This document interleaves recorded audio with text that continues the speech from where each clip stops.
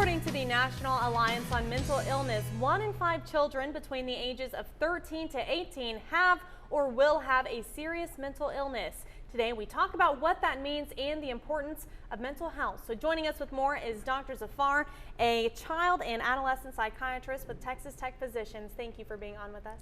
Thank you for having me here. Absolutely. So first of all, talk to us about mental illness and how common it is. Unfortunately, we underestimate the mental illnesses. Around 1 in 4 to 5 adults suffer from a mental illness in one given year. And that makes up around 40 million American adults. And around 10 million of them, they suffer from a serious mental illness that affects their life, their relationships, their work. So it's a very significant problem that we are dealing with. Wow. Now talk to us about what types of mental illnesses are commonly seen in the community. The most common ones are the anxiety disorders, so the generalized anxiety disorder, panic disorder.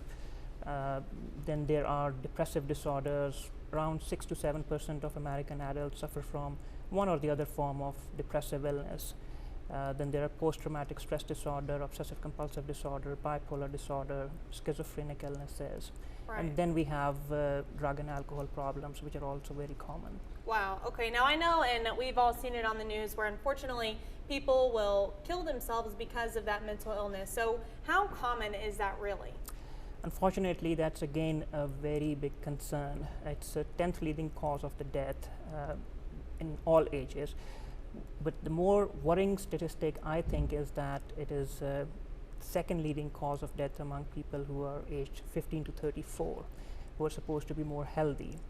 So around 40,000 people actually kill themselves in America every year, which is more than 110 people every day. Wow, that is wild That's to even think about.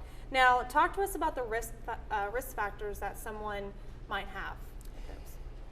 It may not be possible to identify each and every individual, but there are certain risk factors that we can take into consideration, like someone suffering from a serious mental illness, someone has drug and alcohol problems, someone who has tried to kill themselves earlier, that may increase their risk.